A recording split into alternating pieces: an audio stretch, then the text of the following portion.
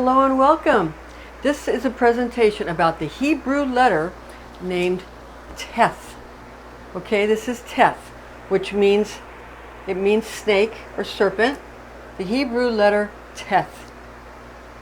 Now, Teth is the 9th letter of the 22 Hebrew letters, and is associated Cabalistically with the Strength card.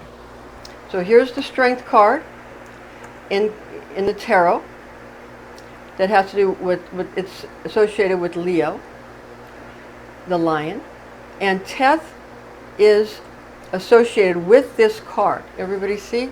Teth and the Strength card. This is the Jumbo Rider Waite deck that we're using.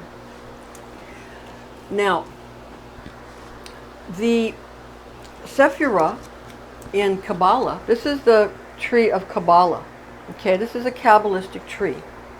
And on the Kabbalistic tree, these are called Sephirah. These circles are called Sephirah. And the paths in between are the 22 of those. It goes with each of the 22 of the major arcana.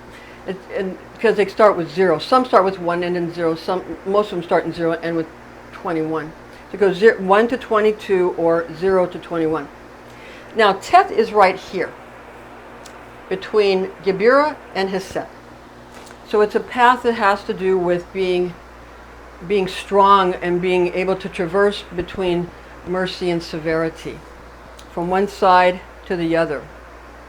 Now, the Strength card is the 8th card in the major arcana.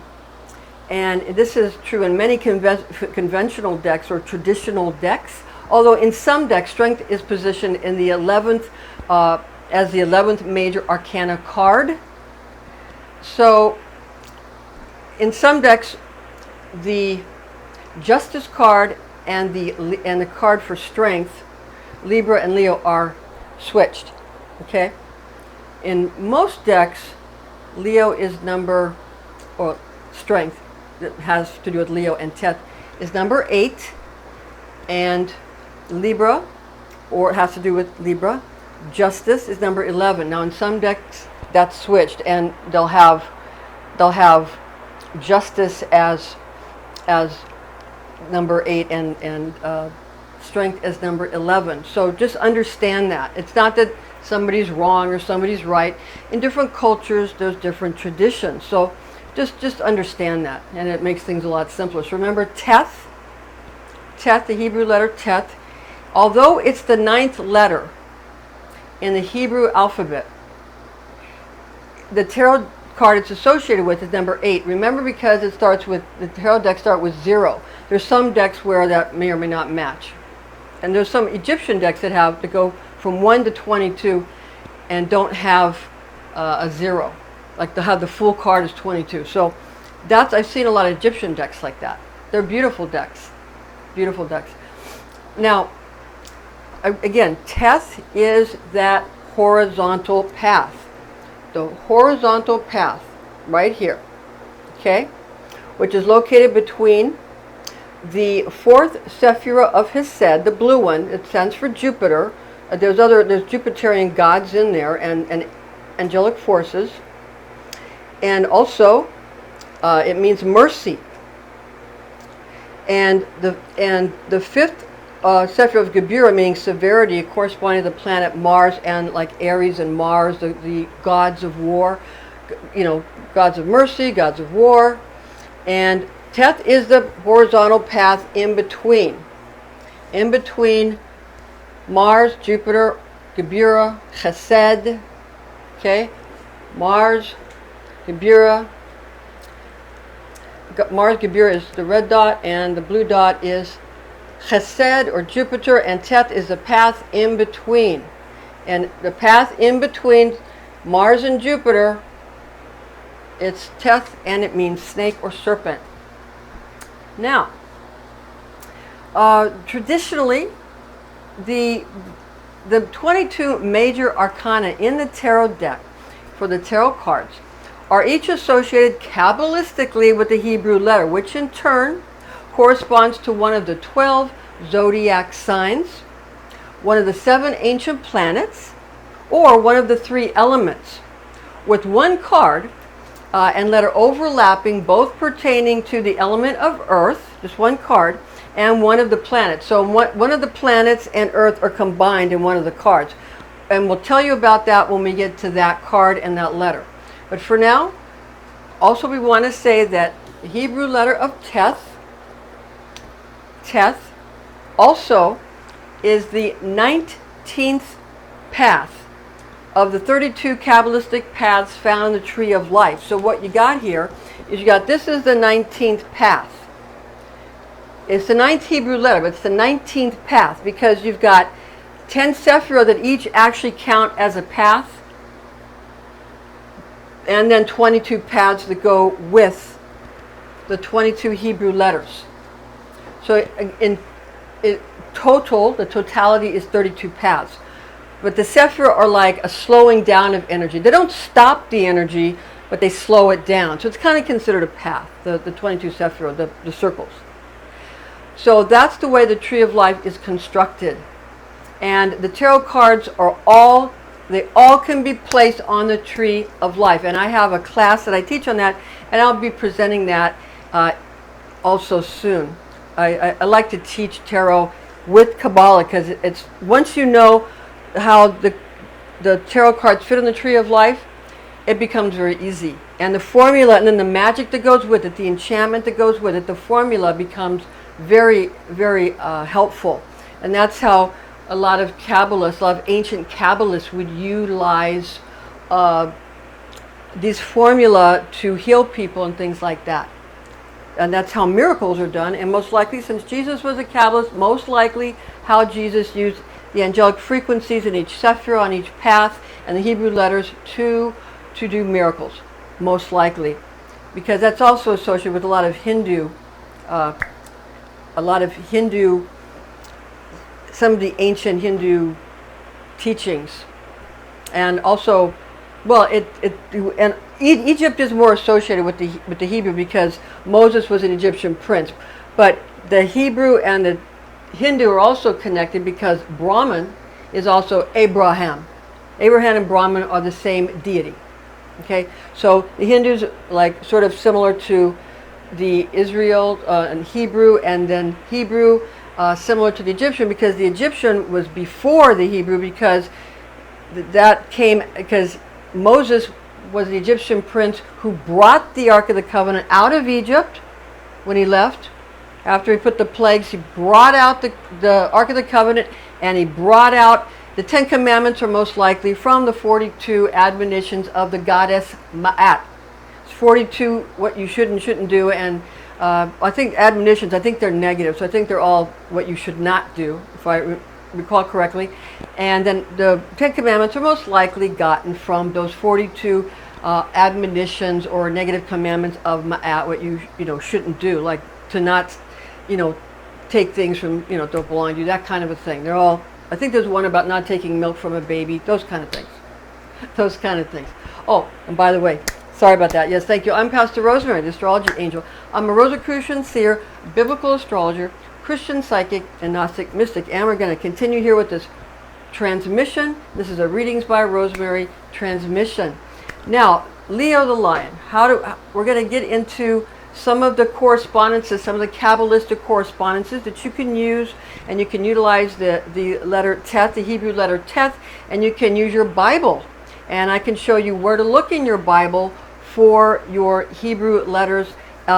In Psalm 119, you've got, in most Bibles, not all, in Psalm 119, you've got all Aleph, Bet, Gimel, Dalet, all the way down to Tav, number 22. And there's a section of verses that goes with each Hebrew letter. So you can use them with the tarot cards and with the associated, whatever you're trying to utilize it for, like the Kabbalistic formula that you're trying to do a formula. It's how people used to heal people and still do. And so we're going to start out with the birthstone for Leo. These go back also to the Hindu, the Hebrew, and the Egyptian. the sacred stone for Leo is peridot. And you see I have peridot here. It's kind of a green. And I have my bracelets. You can have your magical jewelry, and you can have your rosaries made out of peridot also. For a magical, or an amulet, you can make a magical amulet if you like to make amulets, or any magical bracelets or necklaces, or any rings that you might want to utilize. Now, this author's recommendation is to use the peridot rosary or amulet or magical jewelry to recite the Bible verses we're going to list, and we're going to list them for you so you can go to them and you can go ahead and read them. And you can protect yourself or those cared for. Now, the alchemical metal of soul, or the sun, is gold, because Teth is associated with Leo, because it's associated with the strength card, which is associated with Leo, and so we're the ancient planet, the sun or soul, is associated with Leo, and peridot is for Leo. So understand that they used to call the sun and the moon planets. The ancients called them planets. So there were 7 ancient planets, including the sun and the moon. Sun, the moon, Mercury, Venus, Mars, Jupiter, and Saturn were considered ancient planets. Because planet just means wanderer. Wanderer. Okay, now the alchemical metal. What metal should you use? The associated Cabalistic metal from alchemy that's associated with the sun and Leo is gold. And this is very realistic and usable for any kind of operation or any kind of praxis, any kind of enchantment or formula that you might want to do Cabalistically, magically, in any way to manifest wonderful energies. And this is to sort of step into the frequencies and become a conduit for the angelic frequencies. You're not using them, you're dancing with these energies. You're becoming one with your environment. It's like becoming one with nature. And when you become one with nature, then you can go ahead and be part of nature, and your will becomes the same as the creator or the creatrix. And then it's not about trying to force your will, because what is the most sublime is what will occur, because that will be the best. And your body has to be part of it, because the body is your best understanding of what you need to do next, because it will come through your body, because we're in physical bodies. And we don't want to force our bodies to do things that are unpleasant, because that goes against nature. You want to flow with nature, and nature will bring you to a healthy, because the creator or the creatrix is the one who's guiding nature. Therefore, everything's coming from that, because according to Kabbalah, there's no need to pray for something and then have it be something that you want or don't want, or God said no. It's not like that. Or God said yes, or God said no. It's not like that. What it's like is, according to Kabbalah, it's according to Baal Salam, it's like when the creator or the creatrix is guiding nature,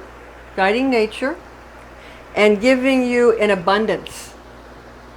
So if you're down here praying for something and you're saying, oh, that's a no, oh, I don't like that, or yeah, I like this, yeah, that's a yes, that's a no, that's not the way it is. It's all yes. All of it's yes. And if there's something that doesn't feel like a yes to you, it feels like a no for what you're praying for, then that means you have to change.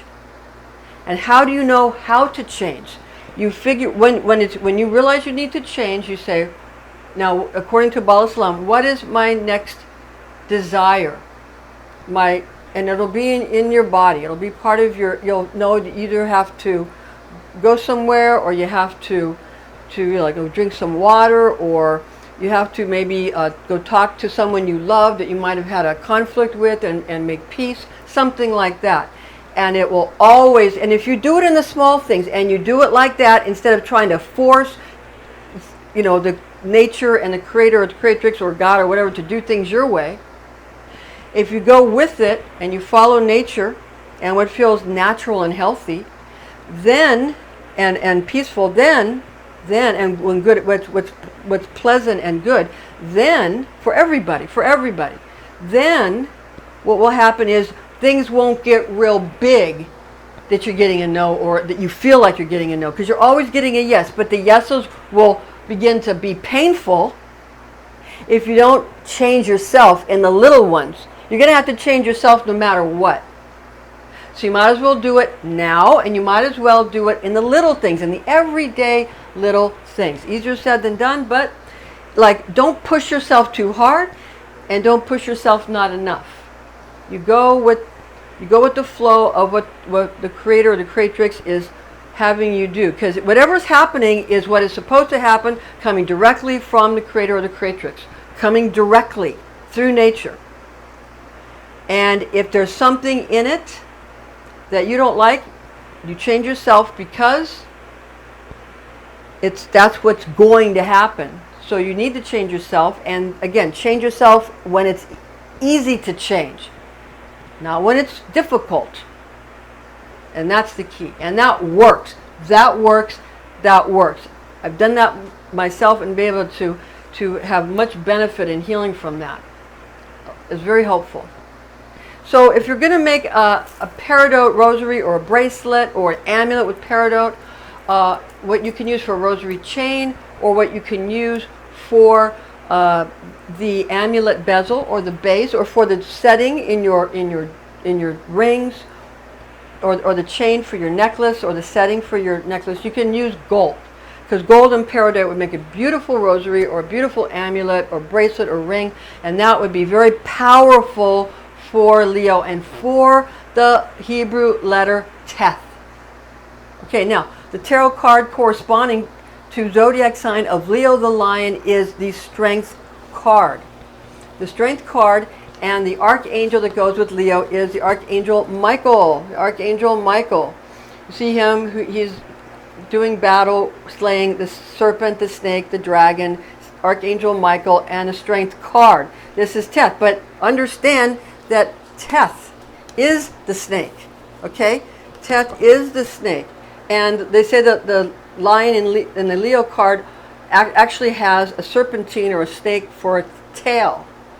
So if you're killing your own tail, you want to check that energy, because you want to understand that you don't always want to kill the dragon. You don't always want to kill the snake or the serpent, because this is where I said it's not, you might think, okay, God help me get rid of this lust, or God help me have more energy, to have more children. Okay, if you want to control your lust, then you do this. But understand that you're slaying this. And that's your kundalini, your chi, your ki, your chi, your kundalini that rises up to your crown chakra. And if you're running around doing this, it's going to break up lustful and romantic relationships that are based mostly on romance and sexuality and lust. It's going to break those up. And they might not all be relationships you want to break up, because it even breaks up that in love feeling kind of thing, because it's slaying that serpent. Now, if you need to quell that energy, and it's obviously what you're being told to do, then you quell it in yourself by you just quiet it in yourself. You don't have to kill it, just tame it and quiet it. Okay? And if you need for it to come up, say, if you want to get rid of lust, then you tame it or quiet it. Or you say take a cold shower, that might be slaying it, But if you want to have children, or if you need to do that because that's part of life, procreation, then you want that energy to come up. You need that energy. So you wouldn't want to use that. You'd want to use this. And a picture of a man being friendly, riding a dragon, or riding Quetzalcoatl, or a woman who can handle a serpent or a snake and handle it. That's the kind of thing you use if you want your kundalini to come up, or if you want to procreate. So understand, different tools for different jobs. It's not always good to use one thing or the other. You got to know what you're using when. Right tool for the right job, yada yada. You understand that. Now, for the biblical association, for Leo, the lion, corresponding with the Hebrew tribe of Judah and the Hebrew letter Teth. So, for the Hebrew letter Teth, and for Leo, it's the tribe of Judah. Why? Because Judah is what? The lion of Judah. The lion of Judah. And this is the lion with the tail. His tail is a serpent. So the lion, the face of the lion of Judah, his tail is the serpent. It comes back behind, scares you, and can bite you if you're not familiar with it. And if you're always trying to kill it, you're killing your own Kundalini energy. So let's not make war with the self or war with others. Let's all learn to cooperate with ourselves and with others. Now, for the tribe of Judah and the Hebrew letter Teth, you want to use Genesis 49, verses 8 to 12. Genesis 49, chapter 49, verses 8 to 12. And Psalm 119, verses 65 to 72. Psalm 119, verses 65 to 72. That is for Teth. So in Psalm 119, you're going to find Teth is going to be the 9th Hebrew letter. If you have a Bible where it has the Hebrew letters, it's going to be the 9th Hebrew letter down. Okay? No, I'm sorry. It's not the 9th Hebrew letter down. Yes, it is.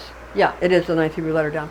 Because then it stops going, it goes 1, 2, 3, 4, 5, 6, 7, 8, 9, then it goes to 10, 20, 30, 40, and then, so it's the 9th Hebrew letter down. And now, for Genesis, that's where you're going to find the tribe of Judah, the line of Judah, the lion's whelp, the line of Judah. The line of Judah, lion's whelp, all that's in Genesis 49, 8 to 12. That's where that is. And that corresponds to Teth and to Leo. Obviously, line of Judah, Leo, obviously. Okay, now, regarding the sun. The Hebrew letter associated with the planet of the sun, also called Sol in Latin, is Resh. The Hebrew letter is Resh. And the tarot card corresponding to the sun is the sun card. Obviously, we have the sun card. We have the Hebrew letter Resh, which means your conscious mind. Your conscious mind, the front of your head. It's not the back of the mind. That's a different one. This is the front of the mind. This is your conscious mind. This is the Hebrew letter Resh. Resh. Okay? The Hebrew letter Resh and the sun card. And because the sun rules Leo. The sun rules Leo. And that has to do with gold. That's why you would use gold. Okay, that's why you would use the color gold if you're making a painting, and if you're making a rosary, you use the gold, or you're making an amulet or a ring or a necklace or anything like that, the ring settings, all that, use the gold. Peridot and gold, it would make a beautiful rosary, beautiful amulet, and a beautiful jewelry or ring. Now, the biblical association for Sol, or the sun, corresponding to the Hebrew letter Resh, is Psalm 119. Hebrew letter Resh. Psalm 119, and that would be verses 153 to 160. Verses 153 to 160. Okay? Those are the verses. It's like a little paragraph under Resh. Okay. Front of head, conscious mind. Conscious mind is for Resh. Now, magical talismans for power of protection should be completed 1 or 2 days before any particular astrology event takes place, and so that it can take effect. The energy, so you have it all ready to go. Now, some sorceresses and sorcerers complete talismans for astrology magic 1 or 2 weeks ahead of time for the purpose of imprinting relevant images upon the subconscious mind of predetermined audiences. When other astrological factors are taken into account, this could be done months or years in advance of the desired outcome. Working through the Cabalistic world, the Hebrew word for world is olam, world, Olam. For the Hebrew Kabbalistic worlds of, so Olam, of Absolute. Absolute is the top world. Bria, Yetzirah, and Asaya, the four worlds of the Kabbalah. Not the Sephirah. It is Absolute, and then you have Bria, Yetzirah, and Asaya. Absolute, Bria, Yetzirah, and Asaya. Absolute, Bria, Yetzirah, and Asaya. Okay? And what that is these spiritual realms, these Olam realms, are respectively the worlds of the worlds are emanation, Absolute, Bria, creation, Yetzirah, formation, and action, Asaya. Like the Sefer Yetzirah, that book, I have that book. That's a very important book if you're interested in Kabbalah. Like, it shows you how to make a golem and that kind of thing. But anyway, that is Sefer Yetzirah. That's the book of formation.